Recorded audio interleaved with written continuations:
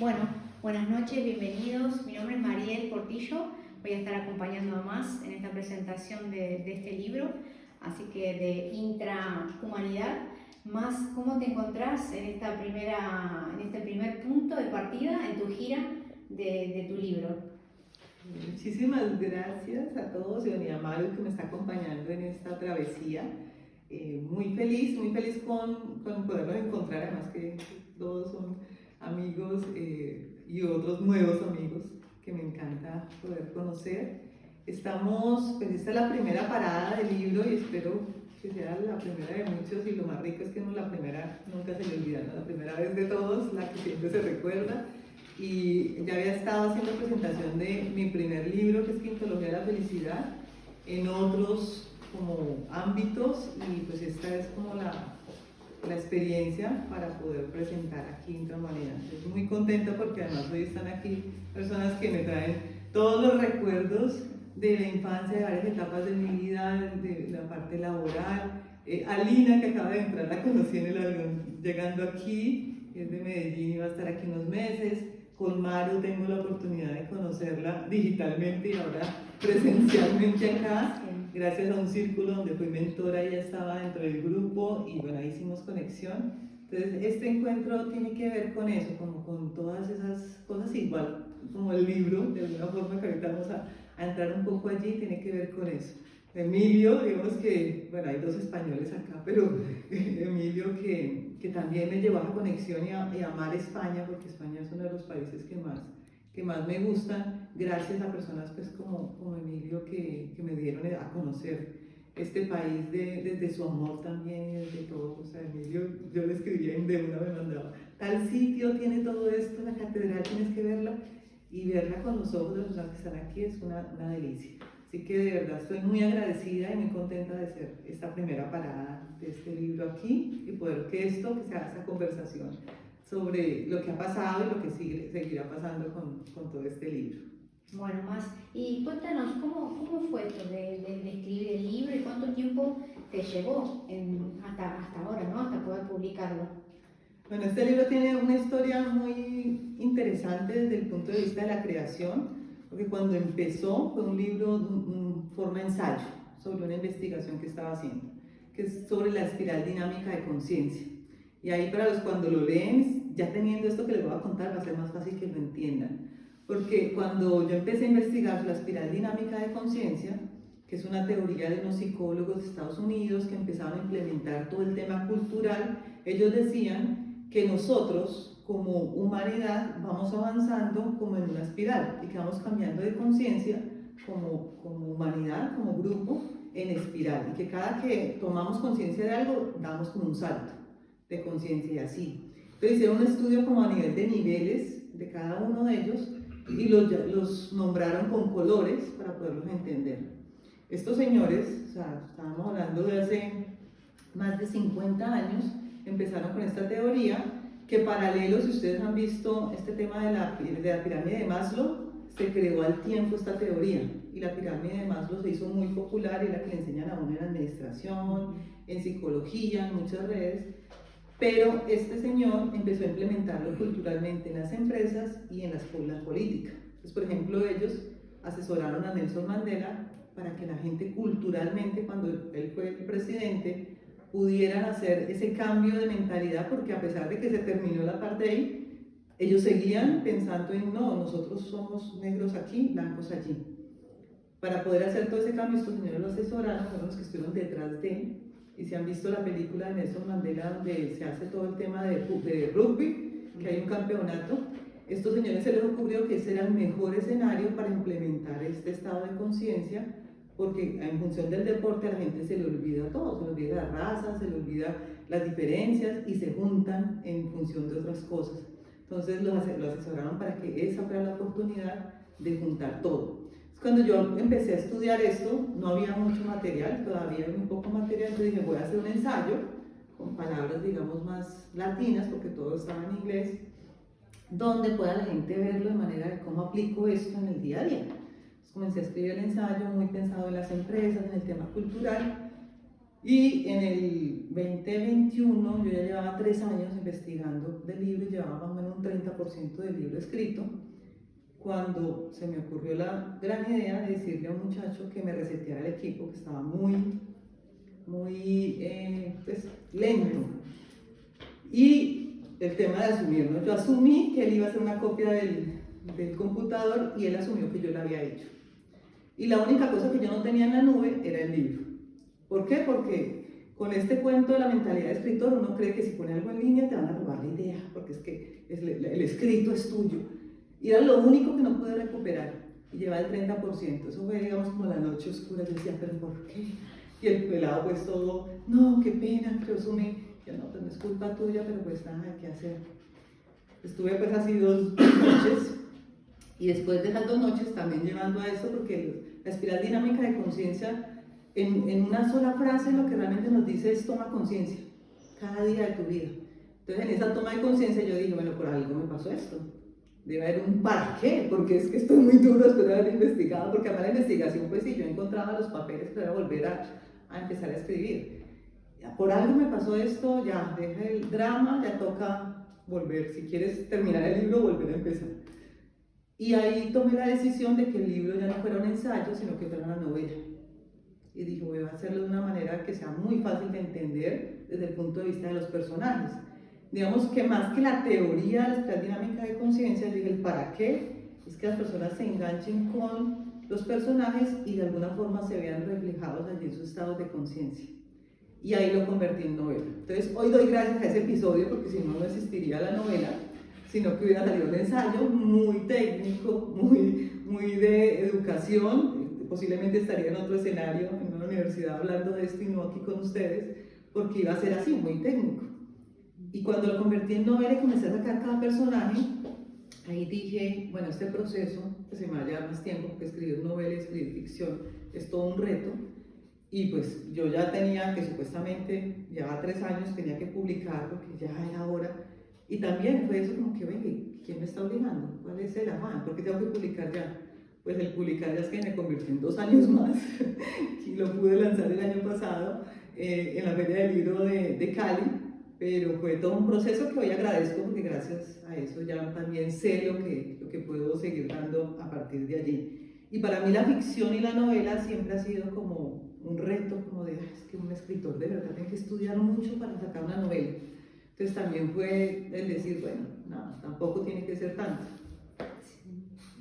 Me llama mucho la atención lo que cuentas de cómo luego resignificaste la forma de escribir, pero te quiero preguntar de dónde sacaste las ganas después de que se perdió 30% del libro para decir voy a continuar, voy a volverlo a hacer, porque muchas veces en la vida, cuando en esa primera vez de que se nos pierde todo, ya es una excusa para no continuar. ¿Qué sentiste? ¿De dónde sacaste las fuerzas? Pues mire que hay algo muy bonito que me haces acordar, y es que yo empecé a escribir una novela autobiográfica sobre la vida de mi familia, que tuvimos unos episodios muy duros, y cuando un profesor de literatura, que era el que me estaba asesorando, me dijo algo que no me gustó para hacer el cambio en el libro, yo lo dejé. Esa es la hora que lo tengo por ahí en un cuaderno, y yo digo, bueno, que lo publiquen después de que me muera, porque esa historia no la quiero escribir ya, pero pensé mucho en eso, como que en esa ocasión fue alguien externo que me hizo algo y que hizo algo que yo dije, lo voy a dejar, y lo dejé por esa razón. Ahora me está pasando algo, digamos, como, pues no parecido, porque no era nadie como lo estoy diciendo, pero se me perdió y puedo tomar la decisión de decir, lo dejo ahí también. Entonces fue como ese estado de conciencia de decir, bueno, yo realmente estoy en el mismo nivel de conciencia de cuando tenía 15 años, que fue cuando me pasó eso, cuando estaba escribiendo, o estoy en el nivel de conciencia hoy donde digo, a pesar de esto, puedo más bien aprovecharlo y salir adelante con otra cosa y convertirlo en este caso en novela. Entonces yo creo que es desde ahí, precisamente cuando hablamos de los estados de conciencia, es eso, como desde otro estado de conciencia que ya no es el mismo de la niña de 15 años que su profesor de literatura le dijo esto y no le gustó, sino que de alguien que dice, bueno, hay algo más grande que yo, hay un para qué que está involucrado con esto, y el para qué no es mi ego, no es mi rabia, no es mi frustración de, ay, se me perdió, no es el drama, se me perdió el 30%, todo mi esfuerzo, 3 años de investigación, sino que había un para qué de, yo quiero que esto salga al mundo, y que otras personas lo lean y que otras personas entiendan lo que son los niveles de conciencia. Entonces, si estoy comprometida con eso, eso no tiene por qué pararme. Entonces fue muy desde ahí, muy desde la autoobservación y de la autoconciencia. Siento que es desde ahí que volví otra vez a empezar. Y el tema es que cuando empecé a escribir en forma de novela y de ficción me gustó más. Me pareció más chévere, me pareció más rico que el ensayo, me pareció más divertido inventarme los personajes, aunque los personajes muchos tienen de personas que conozco, que le han pasado esas cosas que pasaron allí, pero empecé a relacionar precisamente eso. ¿En qué estado de conciencia está esa persona en tal? Ay, me puede ayudar para esta historia. Entonces también fue más divertido y me lo gocé más desde allí que verlo tan técnico. Pues creo que esa pregunta de las ganas, creo que realmente no tenía muchas ganas en ese momento, porque claro, eso es súper frustrante y para el escritor es como que, ay, se me perdió, pero no, mentiras, llegó un momento en que dije, bueno, hay un para qué más grande que esto, y creo que eso fue lo que me conectó para seguir. Sí, y qué interesante todo lo que estás comentando más. ¿Y qué te llevó a poner ese título al libro, Intrahumanidad, el arte del libre albedrío?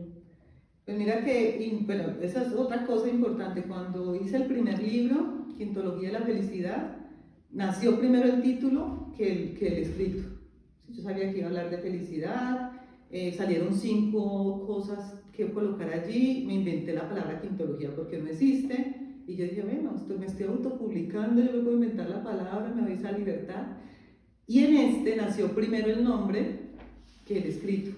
El nombre, pues a pesar de que el libro se me perdió, el nombre no se había perdido. Y era muy importante para mí hablar de intrahumanidad porque es cómo voy hacia adentro, porque realmente lo que estamos invitando es vamos primero hacia adentro, vamos a darnos cuenta quiénes somos, qué es lo que realmente nos interesa, qué nos apasiona, para poderlo sacar afuera como humanos. Y sobre todo eso, que es ser humano, porque nosotros nos hemos acostumbrado a catalogarnos como el ser humano, pero realmente ¿qué es ser un humano? Entonces tenía como muy claro que por ahí iba la cosa, entonces intrahumanidad. Y el arte del libre albedrío, pues tiene mucho que ver, digamos que tengo una sobrina que le gusta mucho el tema del arte y le fascina dibujar, le fascina todo lo que tiene que ver con pintar, con crear, y decía, es que al final todo es un arte y la libertad es una decisión, es un arte poder de verdad sentirnos libres. Y el libre albedrío, pues es una de las cosas que cuestiono dentro del libro, y es si realmente somos libres, si tenemos ese libre albedrío realmente. Y por eso cuando ella me hablaba del arte de la libertad o el arte del libre albedrío, se convirtió en ese subtítulo, precisamente para que el libro pudiera de alguna forma con el subtítulo saberse qué estaba pasando adentro. Entonces así nació nuestro título. ¿Y de la portada qué nos puedes hablar? ¿Cómo llegaste allá en la portada? La portada tiene una historia muy bonita también, porque yo decía, tengo claro que debe haber una espiral, ¿sí? Porque es la espiral dinámica de conciencia lo que hizo que esto naciera. Y pues decir intrahumanidad, dibujar humanos, me parecía como que no.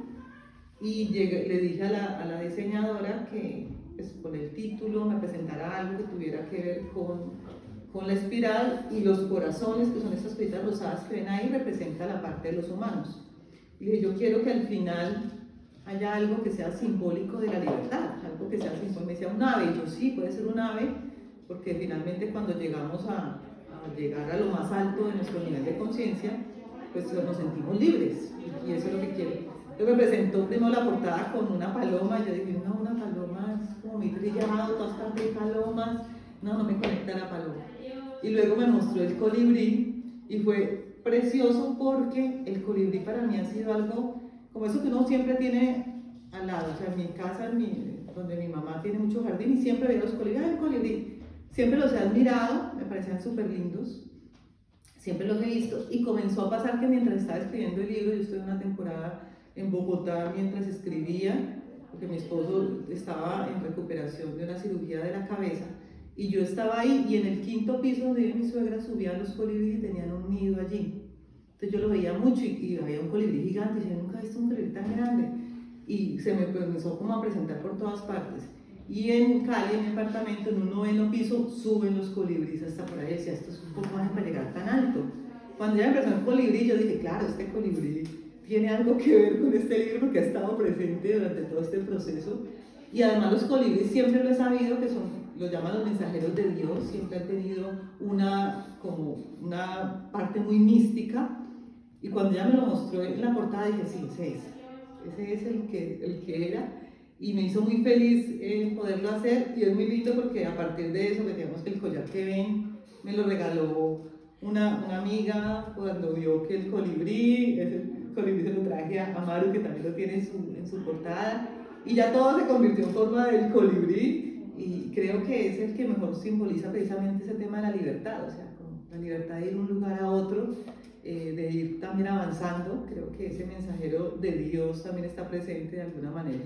Sí, y nos puedes dar un vistazo de los personajes que comentan ahí, cuál es el que te llega más, el que te enamora más, si es la primera vez que escribís una novela. Sí, que nos comentes digamos un poquito. que en ese tema de los personajes también fue muy curioso porque los niveles de conciencia son 8 niveles, que es lo que habla la espiral dinámica de estos psicólogos que les digo. Ellos han estudiado la humanidad, entonces dicen, hay un nivel que es el nivel de supervivencia, que es el mismo que conocimos cuando hablamos de la pirámide de Maslow, ¿no? Que la primera es usted resuelva comer, resuelva dormir y ya, todo lo demás no importa si usted no tiene resuelto eso, es el primer nivel.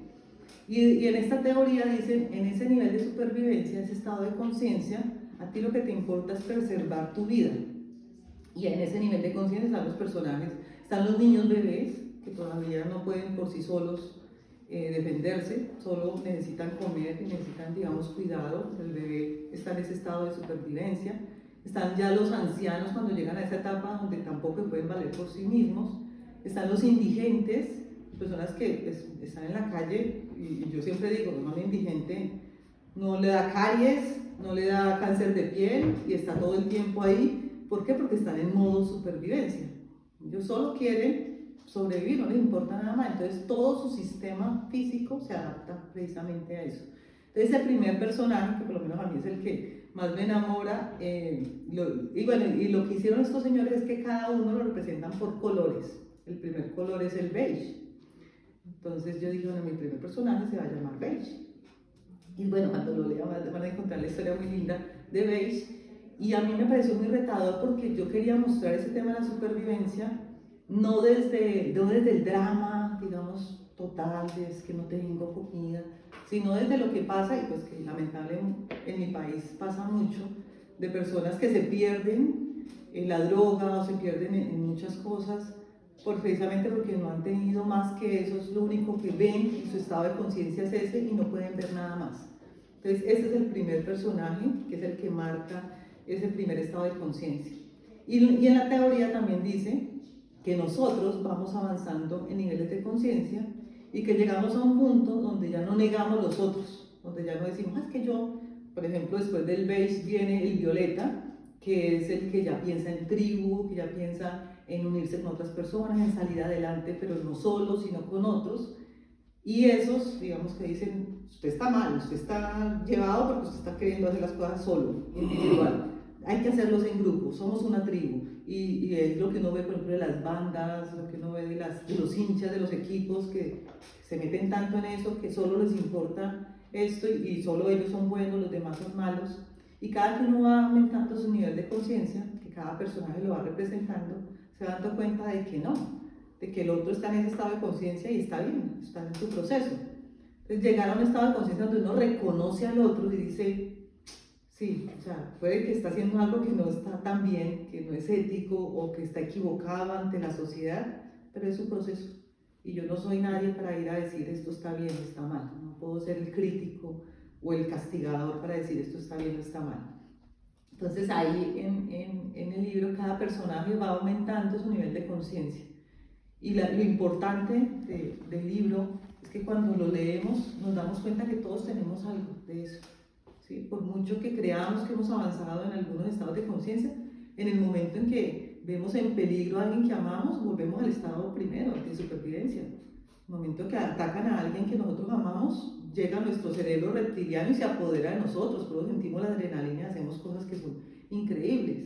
Yo digo, nadie sabe cómo va a reaccionar ante un robo, por ejemplo, en la calle alguien me ataca. Hay personas que son muy tranquilas y se vuelven súper violentas, como hay otros que son muy violentos y se vuelven, nada, entregan todo y están, digamos, muertos de miedo. ¿Por qué? Porque ahí en ese momento volvemos al estado de conciencia de supervivencia. Entonces, eso también es lo bonito de darse una cuenta de que en cualquier momento podemos estar cambiando de estados. Yo puedo estar en el estado así súper elevado, que es el último, que es el holístico, el todo se puede, el zen, esto es perfecto, la vida es hermosa, estamos volando entre las nubes. Ese es el último nivel de conciencia. Pero por muy nivel de conciencia que estemos allí, cuando hay algo que está atentando contra nuestra vida, vamos a los otros niveles, a defender lo que queremos, no, es que yo necesito primero resolver esto. Entonces, eso también es lo bonito de ir viendo los personajes, porque finalmente todos tenemos algo, o hemos en alguna etapa de nuestra vida, y ahí me encantaría que ustedes fueran como pensando un poco, en qué etapa de mi vida yo fui totalmente reptiliano, totalmente reactivo, en qué etapa de mi vida ya sentí que era dueño de mi vida, que ya podía tomar decisiones solo, o podía seguir avanzando, en qué etapa de mi vida me quise volver el protector, el salvador del mundo, en que todos dependan de mí, que yo soy el que sabe y les puede ayudar. Y todos hemos recorrido varias etapas y son estados de conciencia. Cuando lo vemos así, como estados de conciencia, estos personajes tienen mucho sentido, porque empezamos a decir, ay, yo tengo un poquito de esto, yo en tal etapa era así, no, en esta sí, ni me parezco, puede que no haya pasado por esa etapa o pasé muy rápido. Pero lo bonito de esta teoría de la espiral dinámica es que dice que nosotros como humanidad sí lo hemos pasado y que como humanidad necesitamos seguir avanzando para poder salvar la humanidad, porque si no nos juntamos como las células y no generamos un organismo que se llame humanidad, pues nos vamos a perder en células individuales, que al final no es el objetivo de la humanidad. Bueno, ¿y qué sigue en tu desarrollo como escritora y de tu carrera, ¿no? Sí. Sí, yo ahora, digamos que una de las cosas importantes es seguir escribiendo, o sea, mi sueño de vivir solo de la escritura, ya digamos que llegué a un momento donde dije, bueno, realmente qué es lo que me quiero enfocar, me encanta todo lo que sea ayudar desde los talleres, las conferencias, todo lo que tiene que ver con hacer que las personas hagan cosas, que se den cuenta de su poder, porque todos tenemos muchísimo poder, pero se nos olvida o nos entregamos esto, digamos, como a los demás, el miedo. Entonces ahora quiero seguir escribiendo, es parte de lo que voy a hacer en el viaje. Salgo esta semana para Tailandia, luego voy a estar en Bali, muy en función de escribir la siguiente parte de este libro. Como ven, es un libro muy fácil de leer, porque no quería que fuera así. El primero iba a salir así gordísimo, súper técnico, pero me dolió porque tenía más páginas de las que salió este. Pero realmente lo que quiero es que sea fácil de leer. Entonces el siguiente va a ser posiblemente sobre el primer personaje, desarrollar mucho más ese personaje para darnos cuenta, porque siento que mucha parte de nuestra humanidad está ahí, todavía pensando en la supervivencia, todavía con muchos miedos de darse su propio poder, y poder, digamos que lo que sigue es seguir presentando este libro, seguir mostrando lo que estamos haciendo talleres muy de ir hacia adentro, porque más que la lectura, lo que me interesa es que de verdad vivamos eso de intrahumanidad, de ir hacia adentro. Entonces vamos a hacer los talleres con Maru, vamos a hacer aquí el 20 de abril, vamos a hacer un taller aquí en Valdemorillo, sí, que va a ser como un retiro, toda una tarde, con conexión a la naturaleza, queda aquí a las afueras de Madrid, divino, un sitio donde hay un lago. Entonces la idea es como, sí, salirnos de esa rutina que todos tenemos que estar, porque somos parte del sistema. A mí me encanta el sistema, sé que lo necesitamos estar en las empresas, necesitamos producir, todo eso es muy real. No decimos como al nivel de conciencia que decían, no, entonces ahora vámonos a vivir al bosque todos. No, yo no creo en eso, yo creo que tenemos que tener el equilibrio, porque estamos dentro de un sistema donde necesitamos producir también. Pero estos retiros son muy importantes precisamente para darnos cuenta de que hay muchas cosas que podemos entrar a conocer de nosotros y luego salir a mostrarlas al mundo. Entonces vamos a hacer este taller el 20, vamos a estar por varias ciudades aquí en España, y yo espero, y digamos que eso es como mi gran deseo y mi sueño, seguir escribiendo, seguir estando por acá, cada vez haciendo más difusión de este tema, Y hoy hago mucho tema digital, hago mucho, digamos que me declaro como empresaria digital, hago mucho contenido de cursos, muchas mentorías, que hoy gracias a eso pues también he crecido y conocido a muchas personas. Y lo que más me gusta es eso, como que todos estos temas sean un ecosistema, que no sea algo como, ese libro y ya. No, ese libro que es una herramienta de las mentorías que hago, es una herramienta de lo que hago con los líderes en las empresas. O sea, finalmente todo está conectado. Entonces mi gran sueño de aquí en adelante es eso, seguir conectando y que las personas cuando lleguen, digamos, en este caso, a que yo les ayude en algo, puedan encontrar todo un ecosistema de ayudas. Tengo una amiga con la que hace medicina funcional, cuando alguien tiene alguna dolencia ya muy física, ella se encarga de eso. Mi esposo hace biodescodificación de las enfermedades, que es un tema pues muy profundo, de ir a la raíz de los problemas, temas de hipnosis, de regresión, cosas que son, digamos, un poco más profundas. Entonces él se encarga de eso porque es bastante pesado. Y así, o sea, cada una de las personas con las que me he ido juntando, pues la idea es que todos tengamos la oportunidad, porque creo que es también muy importante ser especialistas. Hay personas que quieren hacerlo todo y no, o sea, a mí me encanta eso, me encanta hablar con las personas, me encanta escribir y es eso lo que me quiero focalizar y más bien ser el puente para que estas otras personas que sé que me han ayudado a mí, porque he sido la primera usuaria de esos servicios, pues también puedan llegar a las comunidades. Siento que estamos en un momento de la humanidad donde como comunidad nos tenemos que unir. Y por eso en las redes, y ahora que tenemos un experto en marketing digital, se habla mucho de eso, de que crear comunidad, porque finalmente todos estamos atentos a algo que nos llama y queremos ser parte de eso. Y qué rico que tenga pues un sentido mucho más allá de solo el tema del momento o algo de moda, sino que es algo que nos podamos seguir acompañando. Y esa digamos que es una de las grandes metas que tengo de aquí en adelante. Como hay muchas personas que están haciendo cosas valiosas, que de pronto no tienen la difusión o no tienen, digamos, la viralidad que hoy se maneja, pero que hacen cosas que de verdad están ayudando a personas a transformar su vida. Entonces también ser parte como de ese puente, eso me encanta. Sí, bueno, ¿qué les pareció hasta acá el conversatorio de más? Para mí la verdad que muy enriquecedor y también esto de la toma de conciencia, ¿no? ¿Qué tanto estamos leyendo? Si vamos al libro o vamos más a lo digital, ¿qué pasa con esta parte, ¿no? Me gustaría saber si hace cuánto escriben un libro en la mano, ¿sí? Si se acercan a más que tiene el libro en la mano, qué cercanía tienen, que se puedan compartir, ¿no? O sea, que puedan decir esto, ¿no? Si realmente llegamos a esa toma de conciencia a través de los libros y el mundo como está también digital y la cercanía también de más, que más allá de que ya esté en Colombia, es poder tener llegada al libro, ¿no? Que hay tanta cercanía que se puede coger el libro desde Amazon, desde muchos medios y eso también me gustaría saber, qué encuentro tienen hoy con la lectura. ¿Alguien se quiere compartir? Sí. Nosotros mucho. Sí, leí bastante. Sí, leemos. Además, lo que te decía, ahora nos interesa mucho estos temas. Bueno, yo llevo un trabajo de autoconocimiento de muchísimos años. Llevo 12 años pues como intentando entender quién era, qué es para mí eso, ser humano, ¿no? Que he venido a hacer al mundo y me ha encantado. O sea, no había escuchado nunca lo de la espiral de la conciencia. Y sí he pasado por mi vida como por esos procesos. O sea, ahorita que lo estabas contando, yo sí me puedo identificar en eso. Pero sobre todo, no sé, o sea, cómo la gente llega a preocuparse por su conciencia. O sea, yo lo hice por un momento de mi vida difícil que también dije, no, yo creo que el mundo como que no es así.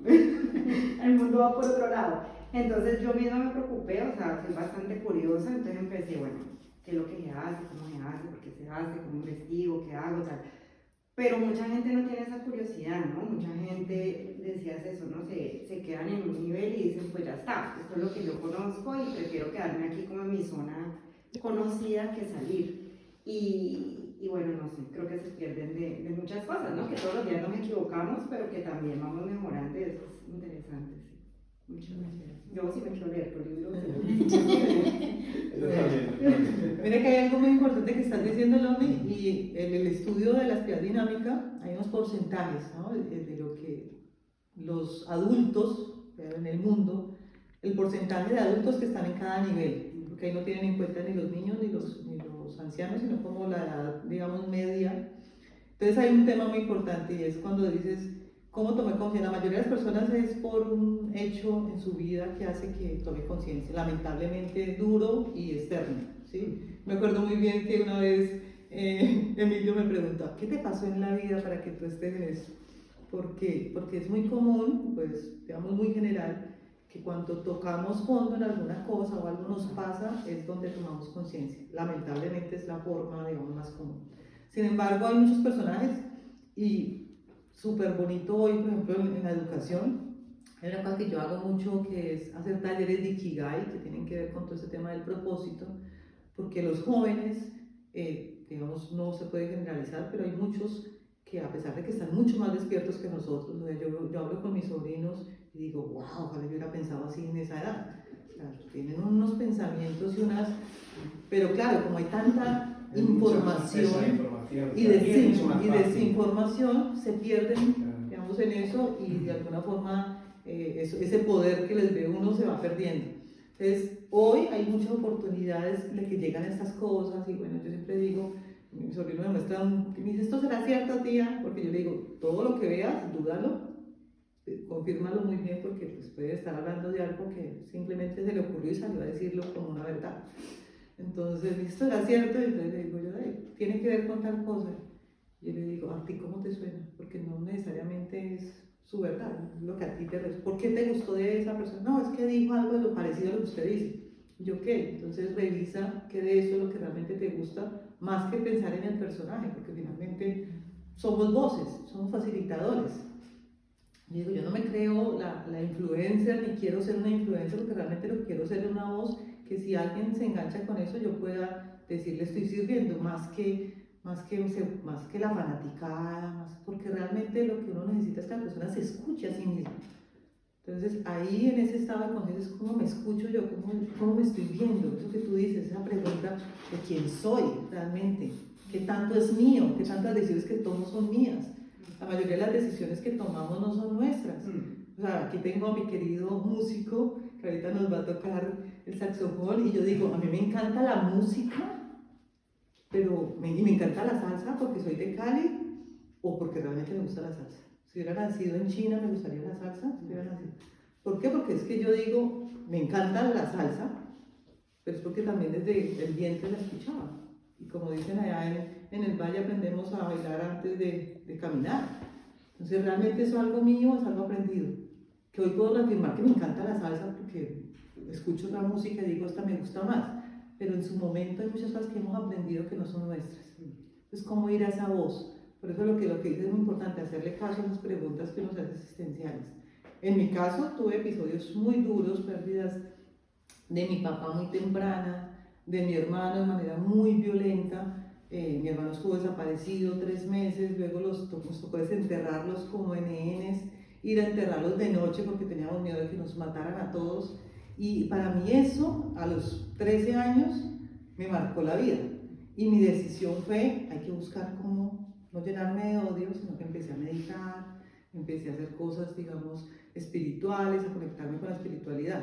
Esa fue mi decisión. La de mi hermano fue diferente cuando murió mi papá, la de mi hermana fue diferente. Todos 4 teníamos la misma situación y eso también tiene que ver mucho con los estados de conciencia. Vivimos la misma situación, 4 hijos y cada uno tomó decisiones diferentes ante la situación. Cada uno tuvo una actitud diferente. Y yo hoy digo, gracias a eso, o sea, no agradezco haber perdido a mi papá tan temprano, ni a mi mamá, ni que mi mamá sufriera tanto con la pérdida de mi hermano, eso no lo agradezco. Ojalá no lo hubiera tenido que vivir una niña a los 12 años, pero hoy digo, gracias a eso mi estado de conciencia es muy diferente. Porque a mí me pasan hay cosas que yo veo personas que se ahogan, no, en el aeropuerto, que la señora me regañó, y se arman todo un drama porque la señora le regañó, y yo digo, me han pasado cosas peores que esto, eso no es nada, pero es porque viví eso. Si yo no lo hubiera vivido posiblemente también haría un drama por algo que es pequeño para mi mirada, para la señora es su vida, y es respetable, es su estado de conciencia. Entonces yo siento que lo que dices, Laura, es muy importante porque nosotros finalmente hay algo que nos pasa, la mayoría externa, la mayoría algo que hace que me despierte algo interno, y muchos no escuchamos ese llamado. Muchos decimos, no, yo soy un berraco, yo salgo adelante, y en esos porcentajes de estudio de los niveles de conciencia que les digo, está uno de los niveles que es el rojo y el naranja, que la humanidad está allí, el 60% de los adultos mayores están en ese nivel de conciencia, en los dos niveles de conciencia. Sumando esos dos da más del 60%. Y claro, son todavía todos los personajes de nuestra vida que lo que dicen es, no, yo necesito sacar resultados, necesito que me vean, necesito ser exitoso, que cuando yo me muera me reconozcan por algo, yo quiero dejar un legado. Y sucede que el legado suena muy bonito, pero también es nuestro ego. Porque la persona que le interesa dejar un legado, no le interesa ni siquiera que le pongan nada en la tumba, o sea, le interesa dejar un legado, no es su nombre el que es importante, lo que es importante es lo que está sembrando. Y nosotros decimos, ay, tan lindo, es que quiere dejar un legado. Eso es mejor que el que no quiere dejar nada, ¿cierto? Eso es obvio. El que no le importa a los demás, pues es más bonito el que quiere dejar un legado. Pero también lo está haciendo desde el ego, porque también quieres que su nombre aparezca en una placa algún día y que hablen bien de esa persona cuando se muera. Entonces, ese tema de los estados de conciencia que estos señores estudiaron, cuando yo vi ese porcentaje, de razón estamos así. O sea, en el poder del mundo está el 60% de esas mentalidades, de ese estado de conciencia. En el primer nivel que digo de supervivencia está el 1%. Y en los últimos niveles, que son los más elevados, no llegan ni al 1%, están en el 0.7. Después de la pandemia subió un poquito, el 0.8, porque muchas personas empezaron a meterse en sí mismos, empezaron a meditar, se dieron cuenta que si no hacían eso se mataban en la familia todos encerrados, entonces comenzaron a hacer cosas y gracias a la pandemia eso aumentó un poquito.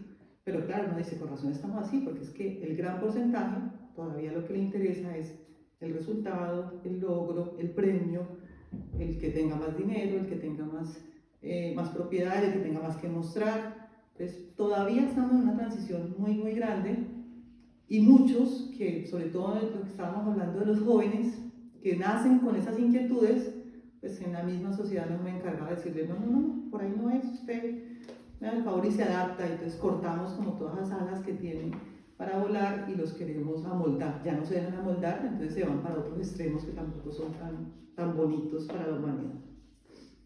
¿Quién más nos quiere contar? Porque esto se llama conversatorios para que conversemos, Sí, la verdad. ¿Quién más nos quiere contar de esto que están escuchando? ¿Cómo les suena? El libro está escrito, el primer libro desde mi punto de vista cuando lo leí está escrito desde tu ser. Este está escrito desde tu estar, desde tu estado actual. Sí, yo creo que el primero es una desnudada del alma. Yo siento que ahí puse muchas cosas de las que yo estaba viviendo o había vivido desde todo este punto de implementar la felicidad, sobre todo en las empresas.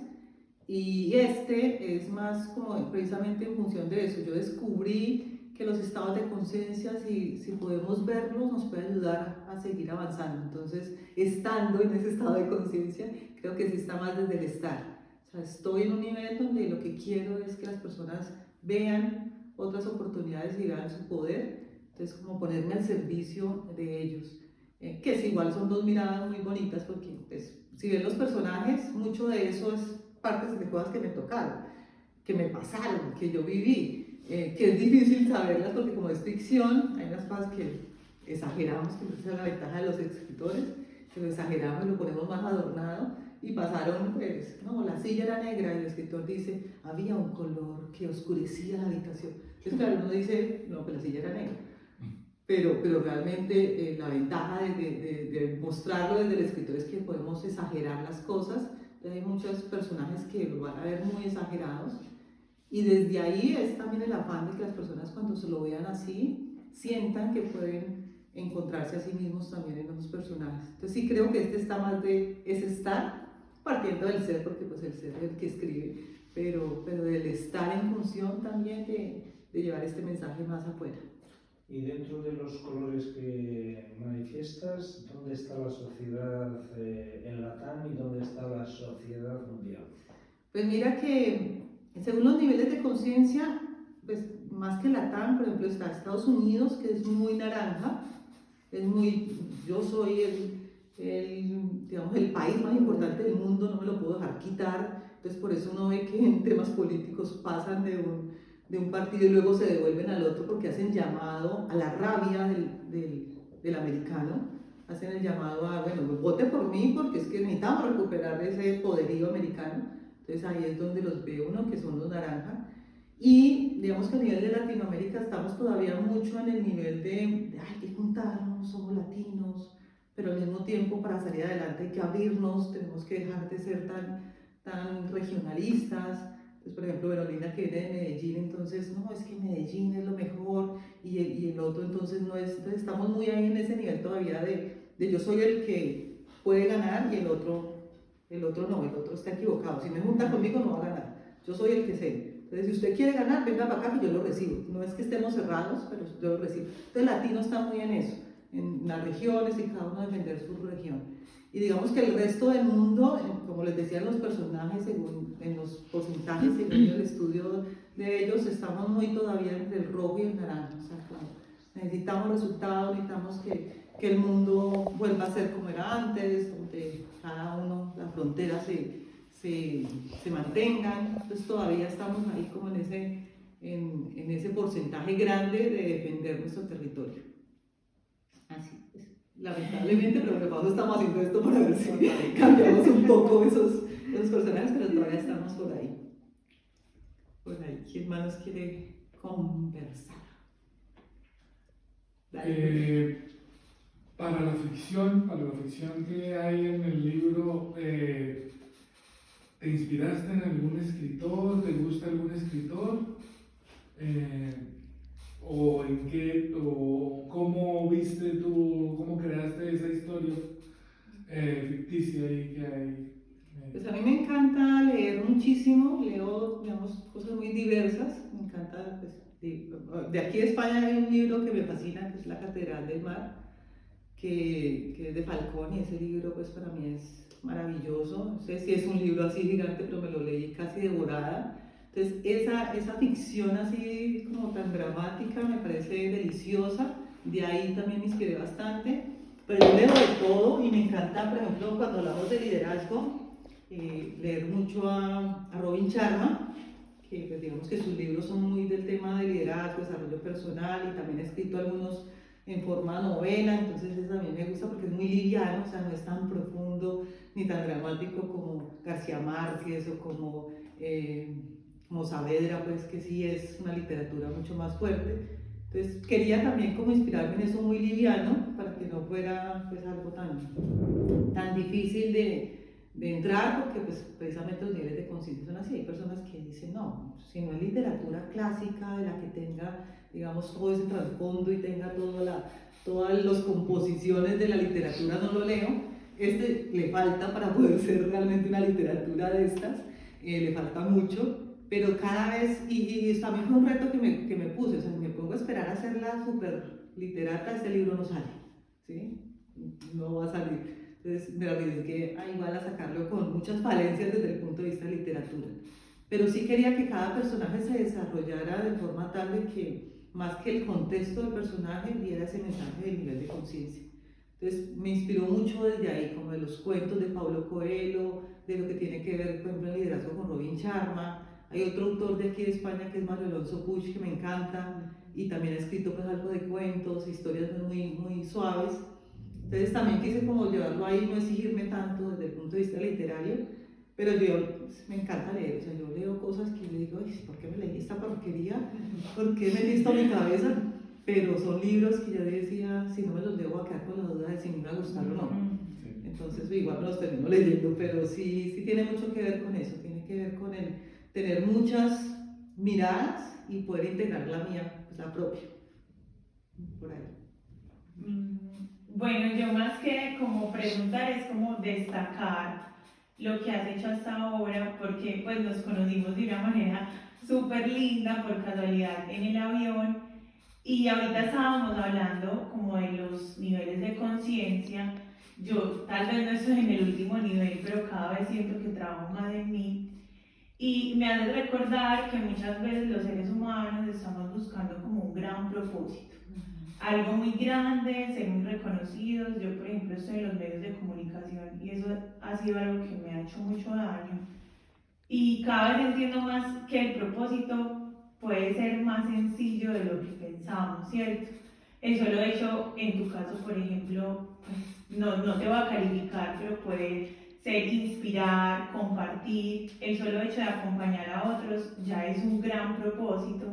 Entonces me parece muy lindo lo que haces, siento que no es casualidad que yo esté aquí, estoy en ese estado de conciencia en lo que todo me parece un milagro, y empezar a ver todo como un milagro, estar en este país, encontrarte aquí en el avión, poder estar aquí en este conversatorio, saber de qué se trata el libro y que me sigas haciendo de manera directa o indirecta una invitación a seguir trabajando en mí para relacionarme mejor, porque en este momento uno de mis propósitos es ese. Yo soy comunicadora, pero hablar de mí me cuesta impresionante. Pero en el trabajo de hablar de mí he encontrado la facilidad que me ha hecho para relacionarme desde el amor, desde el trabajo, es conocerme.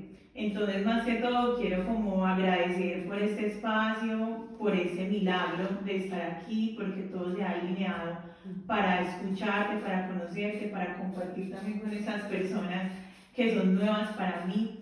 Entonces, nada, gracias. Qué lindo. Muchas gracias, Lina.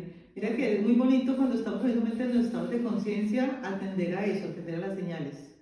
O sea, no es casualidad. Y todo se puede volver un milagro o todo se puede volver superficial. O sea, uno puede que se le aparezca el sol de frente con todo su brillo y estar en un nivel de conciencia donde darlo por hecho. Sí, y yo creo que muchos nos dimos cuenta en la pandemia de eso, damos tantas cosas por hecho y cuando las tenemos como que, oiga, esto es valioso. Entonces, empezar a valorar más desde ahí es muy, muy bonito. Y cuando veníamos con Lina en el avión fue muy chistoso porque pues, estábamos ahí, ¿cómo se hace tal cosa? Y comenzábamos a conversar y ella me dijo, voy a estar 2 meses aquí en Madrid, no sé qué, pero voy a conocer. Y yo dije, el martes tengo, yo voy. Y sí, fue así, de una forma natural, que pues realmente, y me ha pasado porque yo estuve cuando viajaba por trabajo en momentos donde no quería ni que el de lado del avión me saludara, ponerme los audífonos, no escuchar nada, pero hacerme la que estaba escuchando algo muy interesante, poner el computador y dedicarme a sacar lo que necesitaba entregar en la reunión y que no me hablaran porque no quería ninguna relación con nadie. ¿Cuántas personas me perdí de conocer divinas? Muchísimas. Pero estaba tan saturada precisamente de esto de estar en un sitio o en otro que ese fue mi mecanismo de defensa. Pero es eso, oiga, qué linda la oportunidad de conocer más personas, qué linda la oportunidad. O sea, yo era de las que llegaba al aeropuerto y si alguien conocido, me hacía la que no lo veía porque qué pereza ahorita saludar y volver otra vez a ver cómo está y no sé qué. Claro, estaba tan saturada en eso que no era mi objetivo. Y ahora es al contrario, ahora pues, en todo veo una oportunidad de personas con las que puedo conocer. Y bueno, como estoy con este tema de conciencia, comienzo a escuchar, yo, está. Entonces, claro, a tomar nota. Y es muy lindo cuando te abres a eso. Y en los personajes hay muchas historias de personas que he visto una sola vez, pero me han contado lo más profundo de su vida en esa vez que nos encontramos, que para mí me dejó marcada y que de alguna forma en el personaje entró parte de su historia, o un poco desdibujada, pero parte de su historia. Hay una historia ahí de una persona que casi fallece, que vio pues como el infierno, y dice, yo fui al infierno, yo sentí el infierno, y yo estuve en el infierno, y me lo contó pues así, porque estuvo varios días en coma, y él dice, yo no vi lo que dicen todos, que vio la luz y que me llamaba la luz, me llamaban, era un monstruo, una cosa horrible, y yo creo que yo volví a la vida gracias a que eso me dio mucho miedo. Pero yo no estuve en proceso de, ay, me quiero quedar porque el tipo es lindo, no. Y al hombre le cambió la vida cuando volvió y se dio cuenta que esos demonios eran él, eran parte de lo que él era, su historia. De alguna forma está en uno de los personajes ahí contado, pero es eso, y es una persona que he visto una sola vez. Y se abrió conmigo, me contó parte de esa historia que para mí fue como que, tomemos nota. Entonces, hoy veo mucha oportunidad en eso, en conocer a las personas, porque todos estamos en nuestro nivel de conciencia, en nuestro camino, y sobre todo aprender a verlos sin juzgar, porque es que todos entramos, uy, no, es que de razón le pasó eso, porque es que la forma en que se viste, no, es que con razón, o la forma en que hablan, no, es que cómo no le iba a pasar esas cosas. Entonces, si lo vemos desde el juicio, nunca vamos a aprender de la otra persona. Y bueno, voy a decir, perdón que te interrumpa, pero también eso hace parte de abrirnos las posibilidades.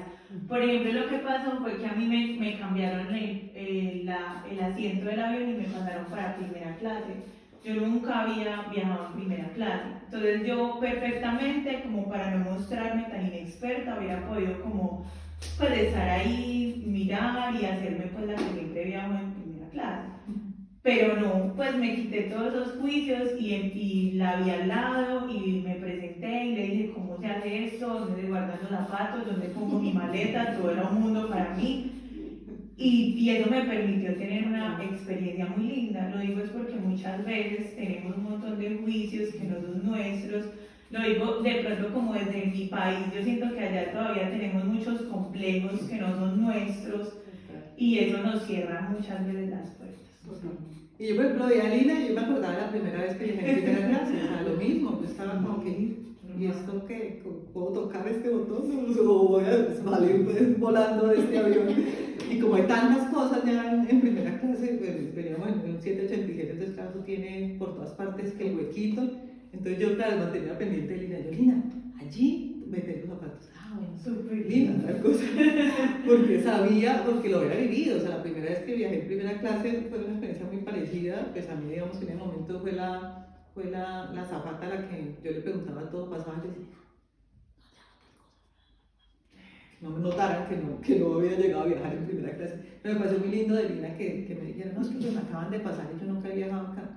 Entonces también fue como que, voy a estar pendiente de Lina para que sepa y disfrute esto, porque si no se puede volver algo maluco, o sea, uno por el tema de no.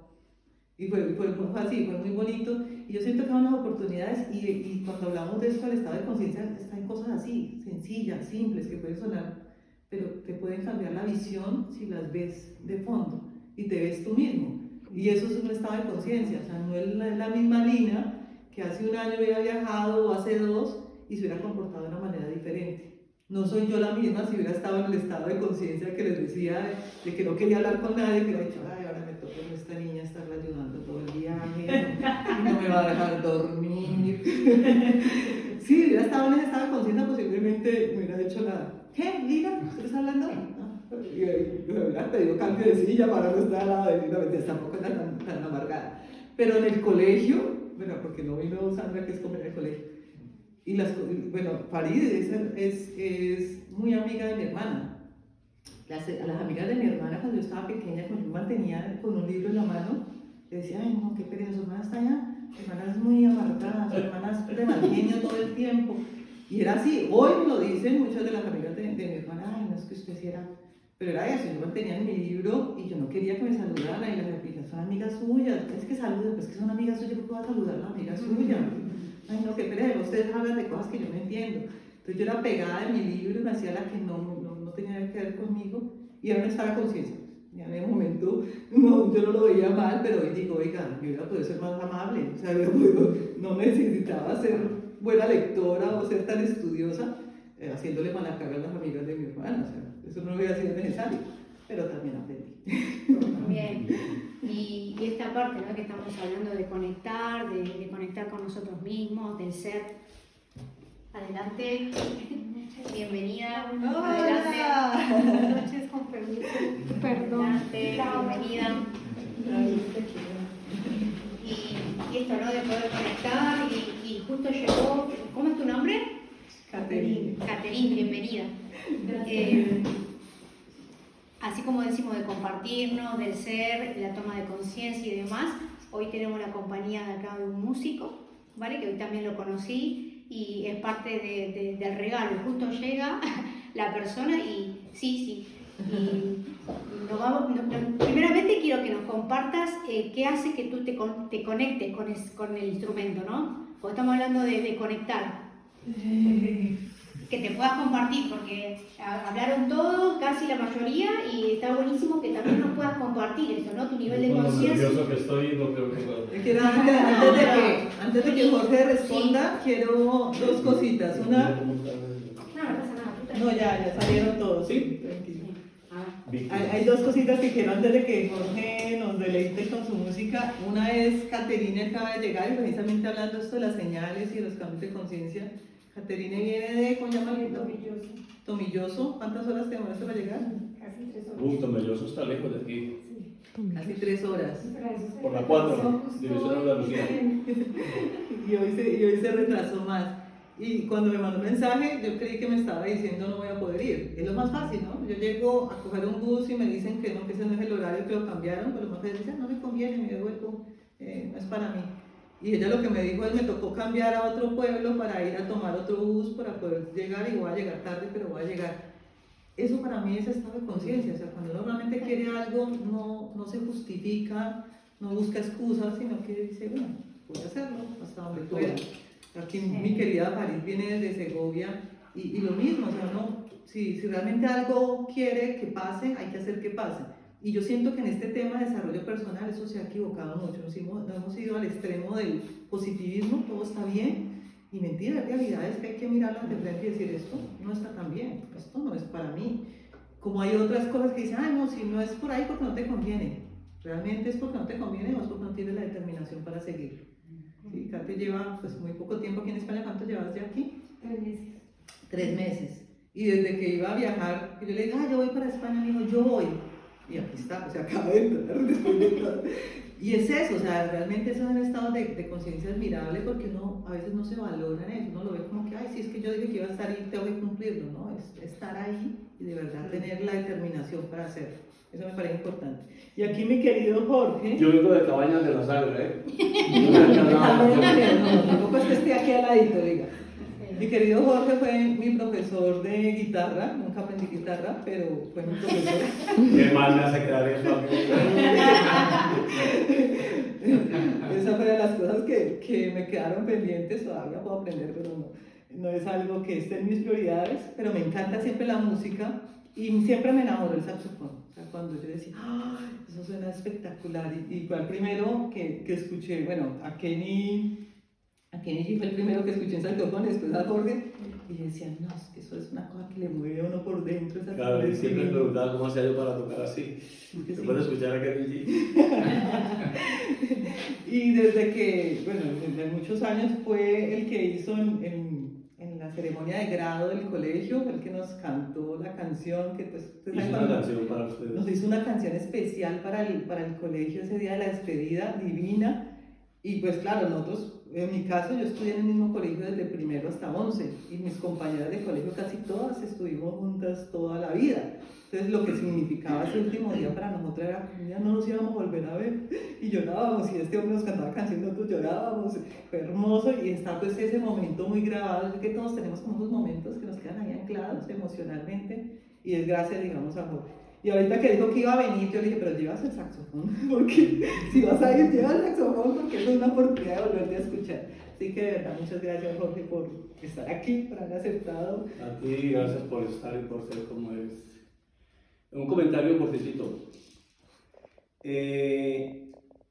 Un día de mi vida fui al salón de la banda de música de mi pueblo. Ya estaba casado yo, pero siempre tuve la ilusión de aprender a leer música, porque yo soy autodidacta. Ya tocaba la guitarra y me ganaba un poco la vida con ella, pero quería aprender a leer. Entonces había escuchado dos cosas. A un músico de la banda le escuché, bueno, me lo dijo a mí, dijo, eso es un poco difícil, que la música era un poco difícil. Y a otro que era de la banda, también un señor ya mayor, le escuché decir, el estudio de la música es súper aburrido.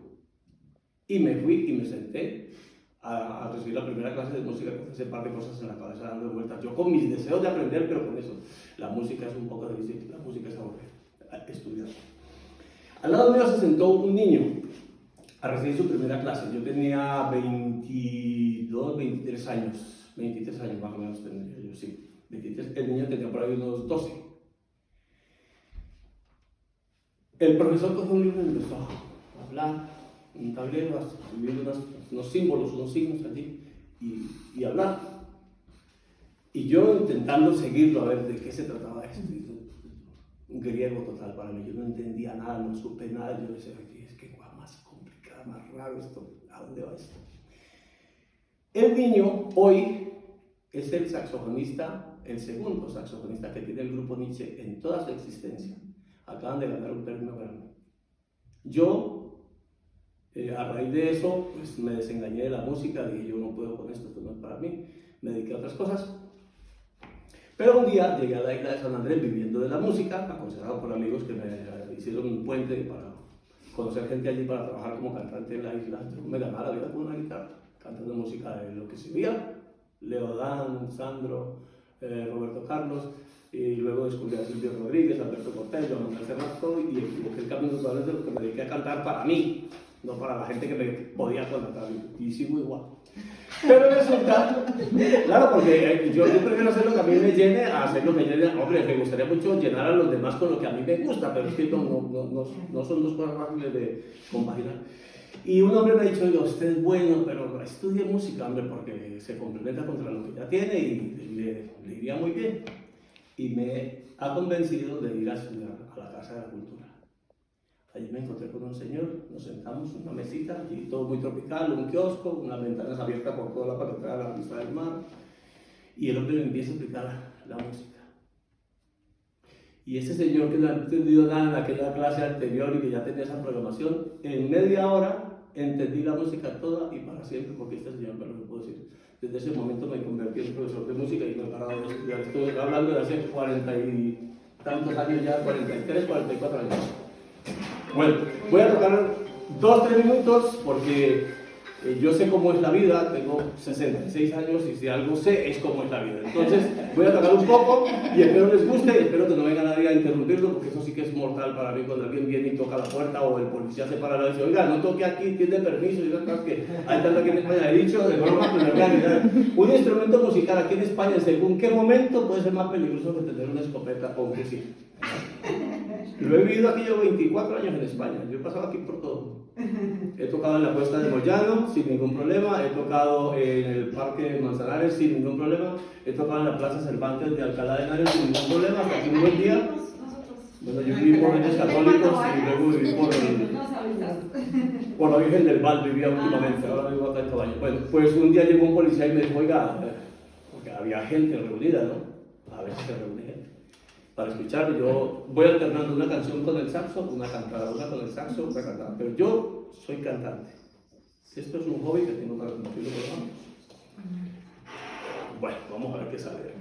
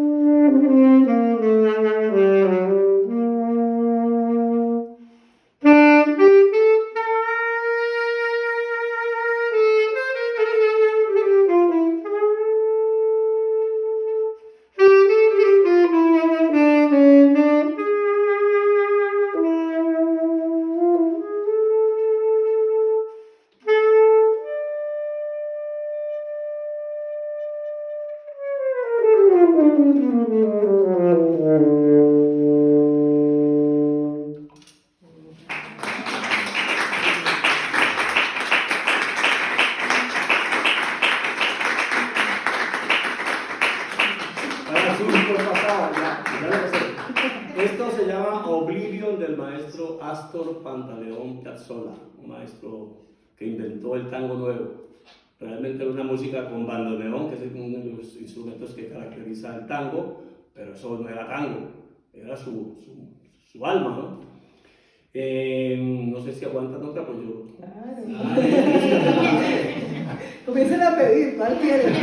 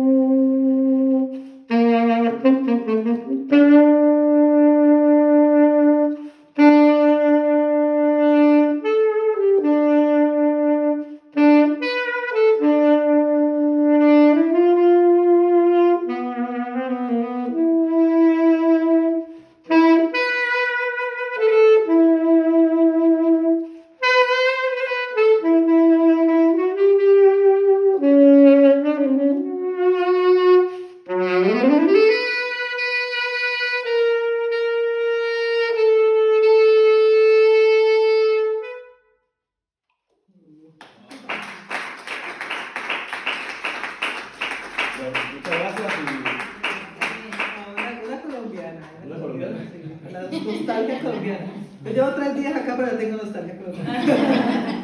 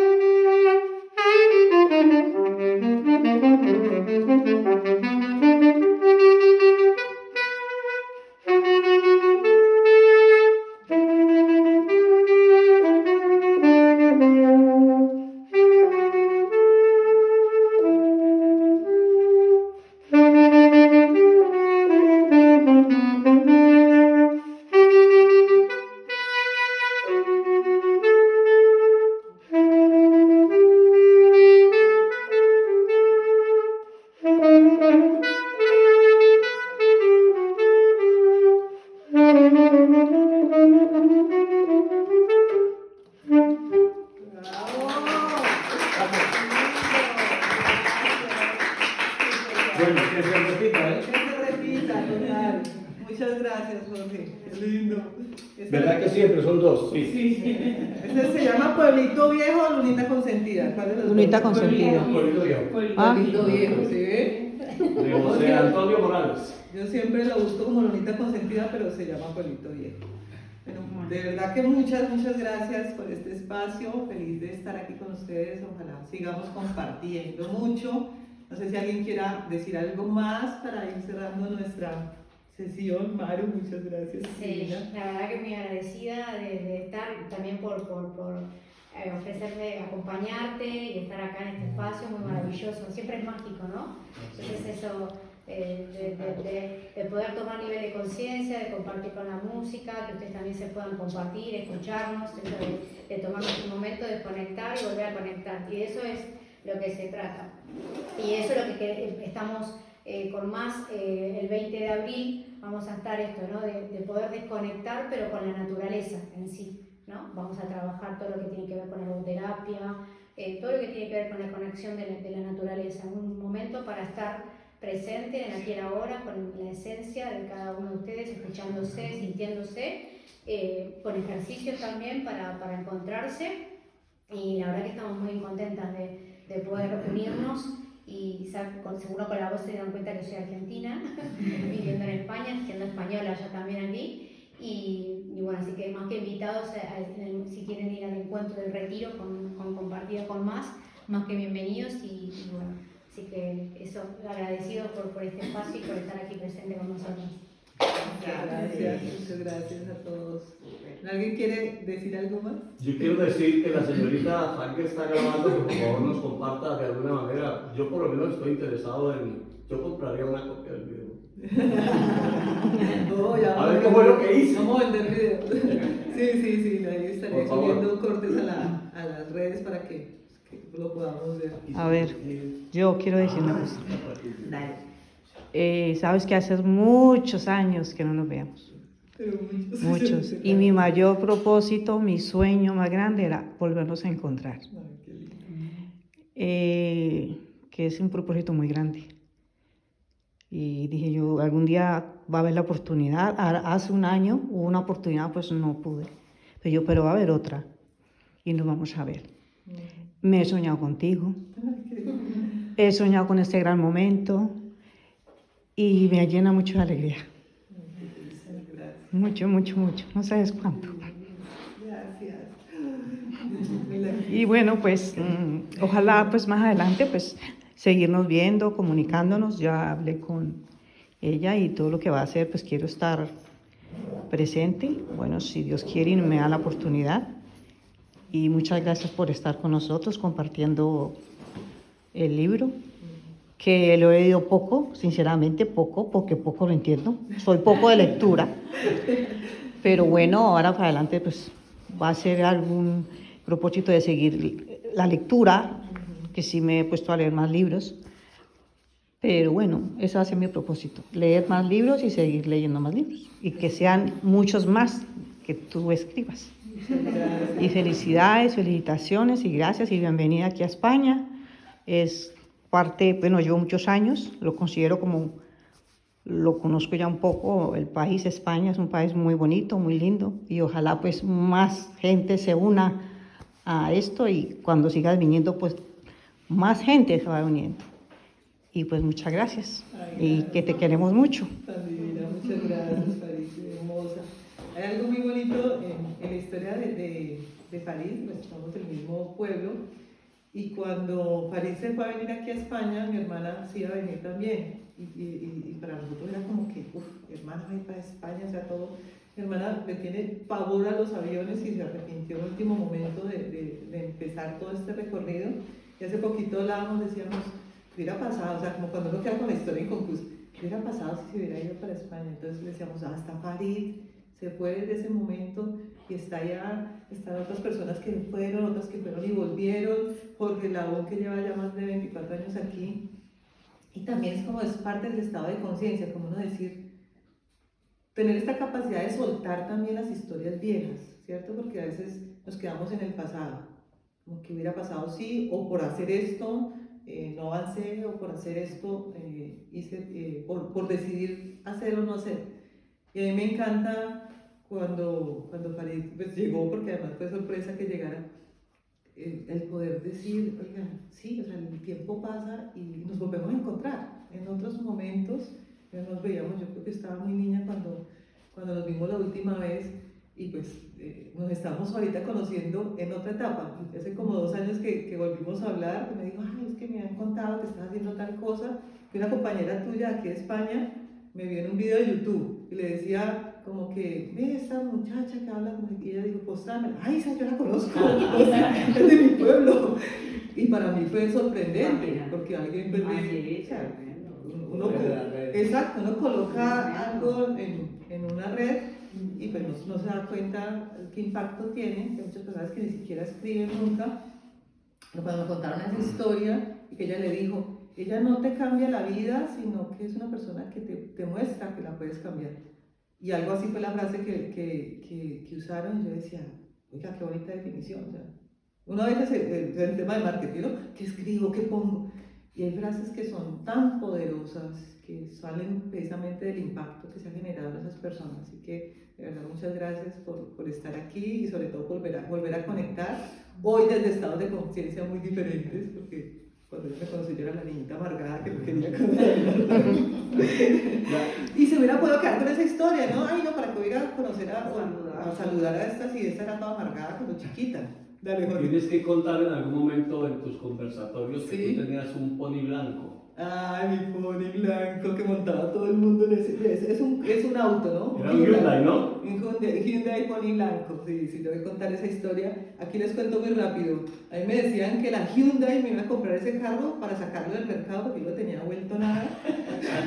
para que no dijeran que eso era de la Hyundai.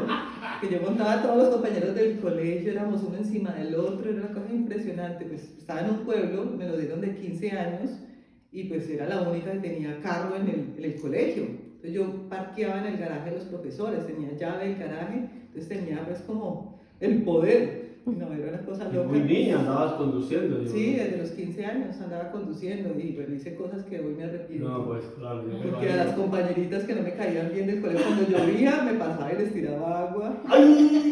Hay cosas que fueron un estado de conciencia anterior, que me da pena contarlas, pero eso era yo también. Con parte de la historia. Sí, es impresionante porque mi mamá, pues claro, yo era la niña bien puesta, la que estaba estudiando y una vez una muchacha de otro colegio, pues era un salón que nos teníamos siempre bronca, los de 11 con los de 10. Y fue y le dijo a mi mamá que yo hacía eso y mi mamá decía, no, mi hija, mi niña una santa, está hablando de otra persona. Cuando fue y me dijo, yo le dije,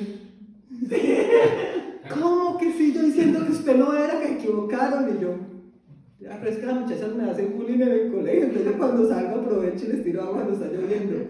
Pero sí, hice cosas que no me... Puedo repelarlo del pony blanco porque esto está tomando de recuperación. pero esa historia del pony blanco es súper linda también, es parte de eso, de la vida, de la vida. Muchísimas gracias, de verdad estoy muy contenta, dale, Katy. Yo a pesar de que vine ya, y así sea la última colita,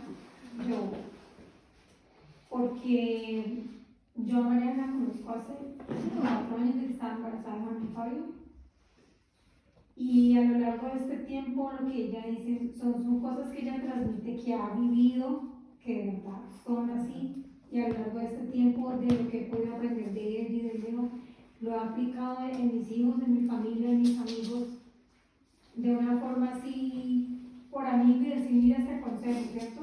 Y he visto muchos cambios en mí y en las personas que les he transmitido las cosas que he visto en María Ángela.